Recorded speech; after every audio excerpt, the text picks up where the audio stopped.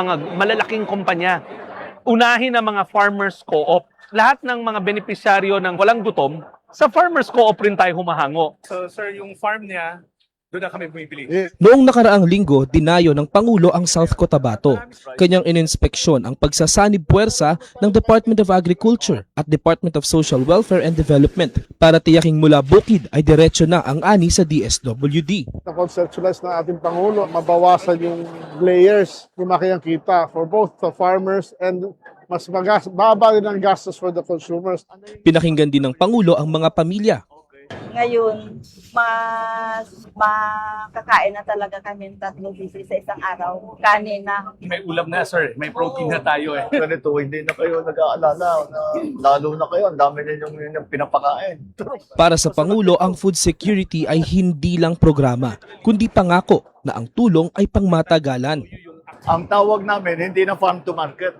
Ang tawag namin dito, farm to table. Dahil tuloy-tuloy, mula sa mga farmer, dire-diretso na sa kanilang hapagkainan. Sa buong bansa, tuloy-tuloy ang trabaho. Isa-isang inaayos ang mga bagay na magpapagaan sa buhay ng mga Pilipino, tulad ng sama-samang pagkilos ng pamahalaan para sa siguradong pagkain sa bawat hapagkainan. Mabigat ng Paano nga ba mag-register para magkaroon ng schedule sa Bagong Pilipinas Presidential Action Center? Narito ang mga dapat gawin. Gamit ang iyong mobile device, pumunta sa eGovPH app. Pwede itong i-download mula sa Apple App Store o sa Google Play Store. Gumawa ng account. Ilagay ang email address, valid mobile number, pagkatapos ay makakatanggap ka ng one-time code sa iyong email. Gamitin ang code sa eGov app para sa verification ng iyong account at ng mga impormasyong ibinigay. Congratulations! Meron ka ng eGovPH app account. Pwede mo na ma-access ang iba't ibang serbisyo ng gobyerno kabilang ang mga serbisyo sa Bagong Pilipinas Presidential Action Center. Pilipinas, handa ka na ba? Ang ating million peso question. Kapag may pumutok na bulkan malapit sa inyong lugar at sinabayan pa ng malakas na ulan, ano ang kailangan mong iwasan? Letter A, ex mong hindi ka naman pinahalagahan? Letter B, mga marites ng inyong barangay? O letter C, mga ilog at sapa dahil pwedeng magkaroon ng lahar? Kung C ang sagot mo, may tama ka. Delikado ang lahar o ang mabilis na daloy ng naghalong abo ng bulkan at tubig. O, ngayon, alam mo na kung saan ka dapat lumayo. O sige na, lapit ka na kay X. Hehe, hashtag panatag ang may alam. Maging panatag Pilipinas. Housing Rights with 8SAC sa Radyo Pilipinas World Service.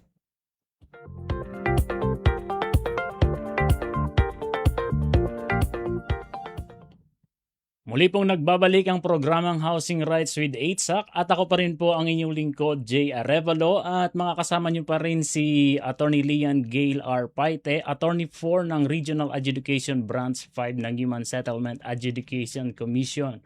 Patuloy lamang po kayong sumubaybay sa aming Facebook page at YouTube channel.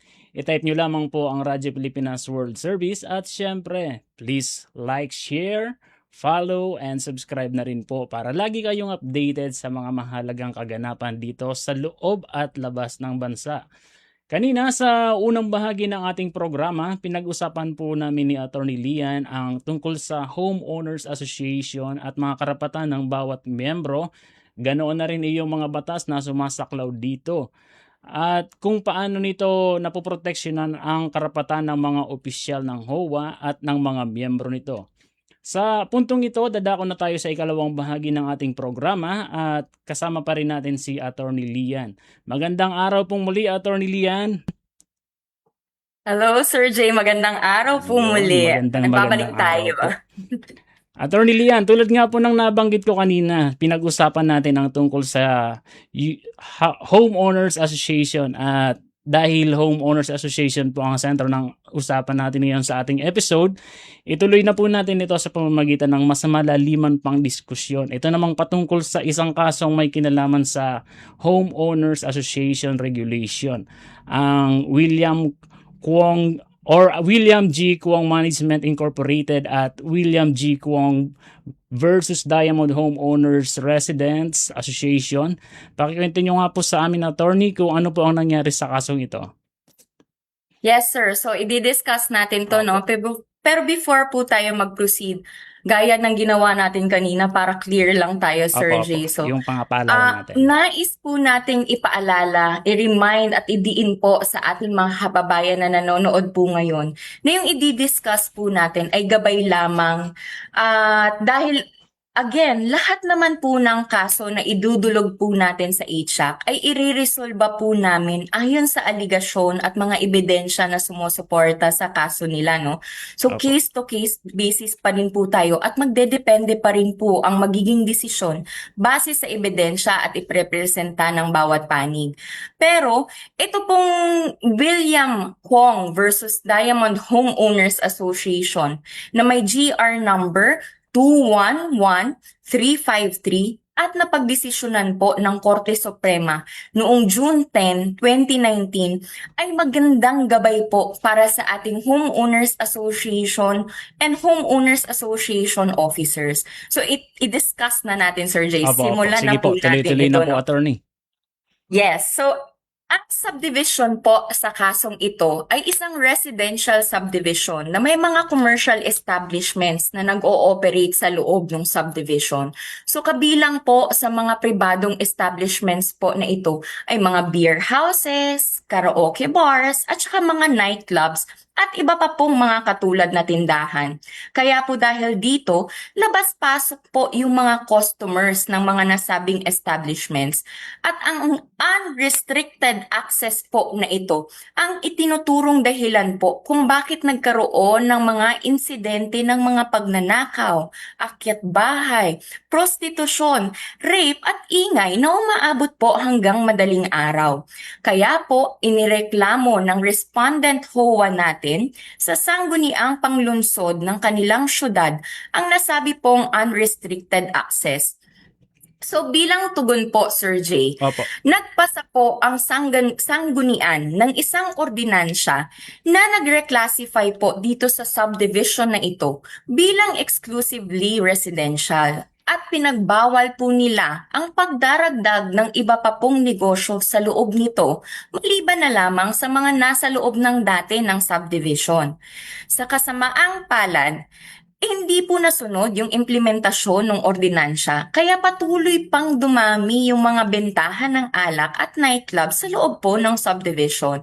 Kaya po dahil dito, patuloy rin po yung naging problema ng mga residente sa kanilang seguridad. So kabilang na po sa mga nangangamba sa kanyang kaligtasan ay ang ating petitioner, no? Isa po siyang residente nitong subdivision sa loob na po ng mahigit 38 years. Kaya po, nagpapatakbo siya ng 3 motel sa loob ng subdivision sa ilalim po ng kanyang kumpanya. So nagmungkahi po siya dahil po sa risk sa kanyang safety and security and sa kanyang work na din po sa kanyang business.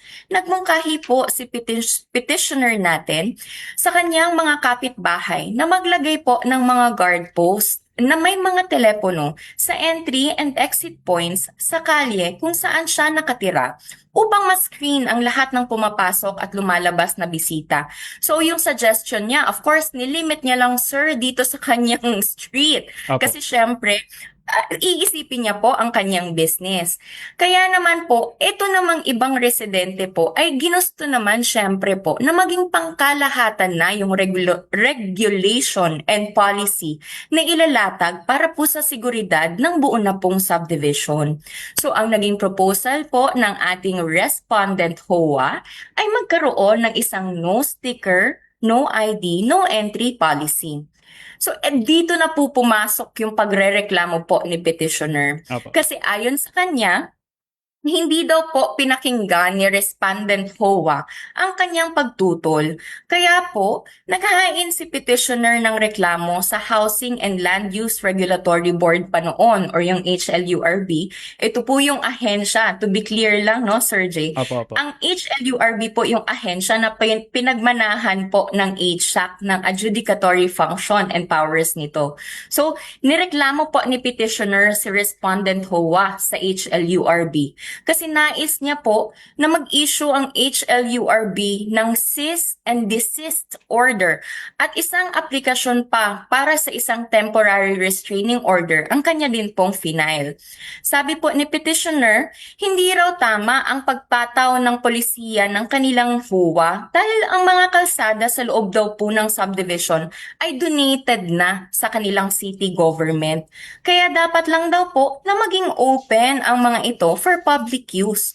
Dagdag pa ng petitioner, maaari daw pong makaapekto ang policy na ito sa kanyang mga customers. Kaya po yan. Kaya Sir Jay, nag-file po siya ng petition sa HLURB. Opo. So, dito sa petition na ito, ano po naman po ang naging tugon ng HLURB sa kasong ito, attorney?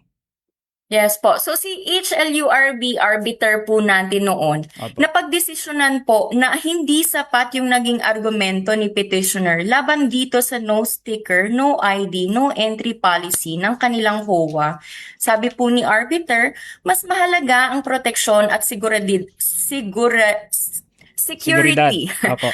security ng mga residente ng subdivision kaysa daw po sa mga epekto ng polisiya sa kanyang negosyo. Kaya binaliktad naman ito ng HLURB. So, yun yung sinabi po, Sir Jay, ni HLURB arbiter. Opo. So, final niya naman po, nag-appeal naman po itong sa ating petitioner sa Board of Commissioners po ng HLURB. So, si HLURB Board of Commissioners naman po, binaliktad naman po yung desisyon ni arbiter. Opo. Sinabi po ni Board of Commissioners natin na void or walang epekto daw po ang pinatupad na polisiya ng HOA dahil hindi daw po ito makatwiran at walang legal na basihan. Sabi po ng desisyon ng Board of Commissioners, nagkakaroon na rin ng karapatan ang petitioner sa subdivision roads dahil mula po 1974, sabi ko nga kanina sir, di ba, 38 Opo. years na pong Matagal na residente talaga siyang ang residente doon. petitioner. Yes po. So sabi ni Board of Commissioner, matagal nang nakatira po doon si petitioner. Kaya ang mga lote na siya, for public use na daw po ang mga lote at kalsada, and ang mga kalsada po within the subdivision. So pinaboran po ng Office of the President kasi paka-file po paka-decide po ni Board of Commissioner Opo. dito po sa appeal ng ating petitioner, inakyat naman po ito ng ating respondent HOA sa Office of the President na. So si Office of the President po, pinaboran din po yung desisyon ng ating Board of Commissioners. Kaya po napilitan si ating respondent HOA na iakyat na uli ang kaso sa Court of Appeals. At si Court of Appeals po, naisantabi po yung desisyon ng Office of the President, no? So ayon sa Court of Appeals naman, sabi Opo. po ni Court of Appeals, bagamat may ownership rights ang mga local government, marapat lamang daw po na maitugma ito sa mga interes ng mga homeowners na naglaan ng kanilang pera para po maayos at ligtas ang kanilang paninirahan. So sinabi pa po ni Court of Appeals na bilang isang miyembro daw po ng Homeowners Association, obligasyon po ng ating petitioner na suportahan at makiisa sa mga proyekto ng kanilang asosasyon, lalo pa kung ito ay makakabuti sa nakararami.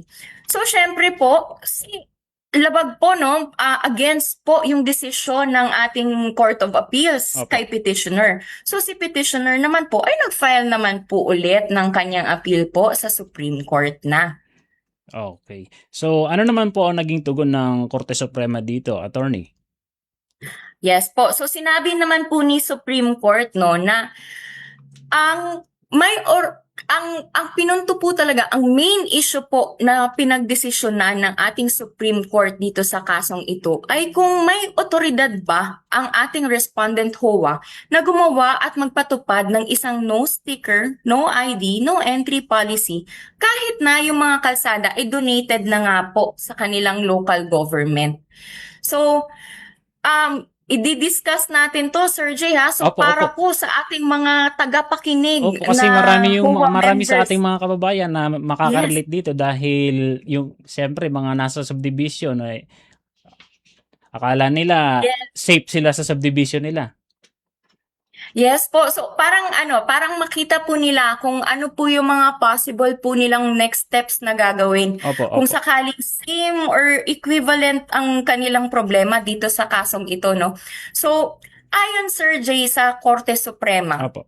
may otoridad daw po ang Respondent Homeowners Association sa pagbuo ng nasabing polisiya. So yung policy na no sticker, no ID, no entry policy. So sabi po ni Supreme Court, wala rin umanong question na donated na sa city government yung subdivision roads. Dahil kung bakit tinuturing ang mga ito na public property at marapat lamang na gamitin for public use. So, nag-agree si Supreme Court na talagang yes, donated na po natin ito sa local government unit natin. So, dagdag pa po ni Supreme Court, binigyan po niya ng linaw ang Republic Act number 9904 o yung dinidiscuss din po natin kanina, Opo, opo. the Magna Carta for Homeowners and Homeowners Association, ang karapatan ng mga HOA po upang i-regulate ang mga kalsada sa loob ng kani-kanilang mga subdivision o village upang masiguro ang Seguridad. security Yun. ang security ng mga residente at katiwasayan ng pamayanan. So wala rin pong nabanggit ang batas kung may pagkakaiba po ba sa mga regulasyong maaaring ipataw sa mga donated na subdivision roads and dun po sa mga hindi donated. So sabi po ni Supreme Court, Opo. itong no sticker, no ID, no entry policy ng Homeowners Association ay hindi nagkakait o nagtatanggi sa anumang karapatan ng lokal na pamahalaan sa kanila pong pagmamay-ari. Hindi rin po sinasabi ng HOA na pagmamay-ari o inaangkin nila yung mga kalsada. So sabi po ni Supreme Court, malinaw na kaligtasan at Seguridad. security lamang po Opo. ng mga nakatira sa subdivision ang pangunahing layunin ng polisiya noong no sticker, no ID, no entry policy. So ito po ay inaprubahan din ng 340 na miyembro ng Homeowners Association, Sir Jay. Opo. So marami ang gumusto talaga dito sa polisiyang ito. At tanging si petitioner lamang po yung nagprotesta dahil nga po sa kanya din pong business. Opo, yun po So, kasi yung binibigyan- maapektuhan.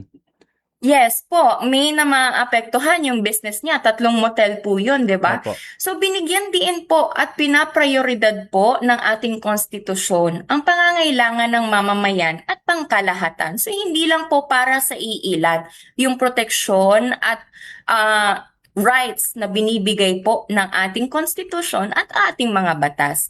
So magandang paalala po ito sa ating mga HOA na kung may mga regulations or policies man po tayo sa ating mga komunidad, naway ang mga ito po ay yung mga nakakabuti po sa ating mga kababayan at hindi lamang po para sa iilan. Ayun. At saka syempre dapat yun nga yung sinabi niyo po kanina, dapat ito'y nakabatay doon sa kanilang bylaws. At nababanggit Yes po. yan sa kanilang mga meeting para alam ng karamihan na nasasakupan ng komunidad, lalong-lalo na ng mga homeowners at members. Yes po, Sir Jay, definitely. Ayun. So, ayan mga kababayan, sana po ay may natutunan na naman kayo dito sa kasong tinalakay ni Attorney Lian. Kung mayroon pang mga kaparehong karanasan tulad dito sa kasong ito, ay pwede nyo itong gawing reference. Kagaya nga po ng sinabi ni Attorney Lian, yung mga kaso na dinidiscuss dito ay magsisilbing gabay lamang dahil lahat po ng kasong idinudulog sa 8SAC ay case-to-case basis nilang nire-resolve. Tama po, ano Attorney Lian? Yes, of course, Sir Jay. Sana, tandaan po nila yun para hindi rin po sila aasa na same decisions po lagi ang magiging resulta ng ating ng HSAC, no? So, hindi po ganon. Depende pa din po iyon sa inyong mga ebidensya, sa inyong mga aligasyon, at sa sagot din po ng inyong nirereklamo. O siya, bago natin tuloy ang pakawalan sa linya ng ating komunikasyon si Attorney Lian, kung mayroon pong mga katanungan ng ating mga tagapakinig sa ating mga kababayan, paano po kayo pwedeng i-contact Attorney Lian? Yes, so kung may tanong po sila tungkol sa kanilang mga homeowners association or other questions po relating sa ating jurisdiction sa HSAC, maaari niyo po kaming i-contact sa aming cellphone number na 0917-837-5380 or mag-email po sa info@hsac.gov.ph. So pwede nyo rin po kaming bisitahin sa aming Facebook page na @HSACPH o ang aming website na hsac.gov.ph. Nariyan po ang aming directory ng Central Office at saka Regional Adjudication Branches kung saan nyo po makikita yung mga Regional Adjudication Branches address and phone numbers. So dahil po kami ay isang quasi-judicial agency na para na rin pong korte, ikla-clarify lang din po natin, Sir Jay, no? Yes, Na hindi po kami maaaring magbigay ng legal na payo or legal advice or opinion. So ito po ay para hindi namin mapangunahan ang paghatol ng ating adjudicators na siyang may otoridad na maghatol sa isang kaso. Ngunit, kung meron po kayong tanong kung tungkol sa aming proseso, maaari nyo po kaming i-contact. At sumasagot po kami. So, yun po, Sir Jay. So, yun yung numbers natin and yun din po yung ating email. Maraming salamat, Attorney. At sa puntong ito, dito na po natin tinatapos ang pagkikipagtalakayan natin kay Attorney Lian Gail R. Paite, Attorney 4 ng Regional Adjudication Branch 5 ng Human Settlements Adjudication Commission. Maraming salamat po, Attorney Lian, sa pagsama sa ating programa, sa pagbibigay ng inyong professional insight sa ating mga kababayan hinggil dito sa ating pinag-usapan ngayong araw. Mabuhay po kayo at patuloy na magbigay ng magandang serbisyo para sa ating mga kababayan.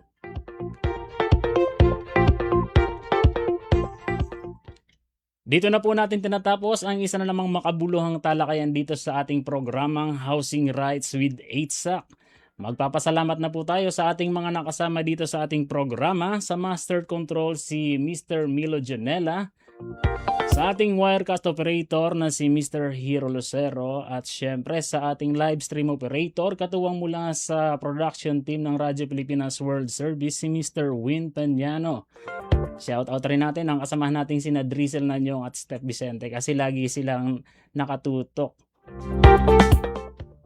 At syempre ang mga katuwang naman natin mula sa HSAC sina Miss Bea Barte, Miss Cheska Robles at Mr. George Sinsuat. Pasalamatan na rin po natin ang mga commissioner ng Human Settlements Adjudication Commission na sina Attorney Sergio Yap, Attorney John Christopher Mahamud, Attorney Michael Colorebel, Attorney Maria Victoria Reyes Beltran at sa Executive Commissioner na si Attorney Avelino Tolentino III. Gayon din sa pamunuan ng Presidential Broadcast Service, Bureau of Broadcast Services sa pangunguna po ni Officer in Charge Mr. Alan Alianige at sa ating station manager dito sa Radyo Pilipinas World Service si Mr. Ray Sampang. Abangan niyo po ang susunod na episode ng ating programa. Muli maraming salamat po sa inyong pagsubaybay dito sa ating programang Housing Rights with HSAC. At ako pong muli ang inyong lingkod, J. Arevalo. Maraming salamat po mga kabayan. Narito na kabayan, ang programang Housing Rights with HSAC. Isa ka bang home buyer, homeowner o parte ng isang homeowners association? Alamin ang inyong mga karapatan kasama ang Human Settlements Adjudication Commission. Housing Rights with HSAC. Magsisilbing gabay mo sa tamang proseso at hakbang sa pagtataguyod ng inyong karapatan bilang isang homeowner. Kaya't halina kabayan, huwag magpahuli sa mga mahalagang impormasyon at gabay mula sa HSAC para sa isang maunlad, mapayapa at nagkakaisang housing community. Housing Rights with HSAC. Dito sa Radyo Pilipinas World Service.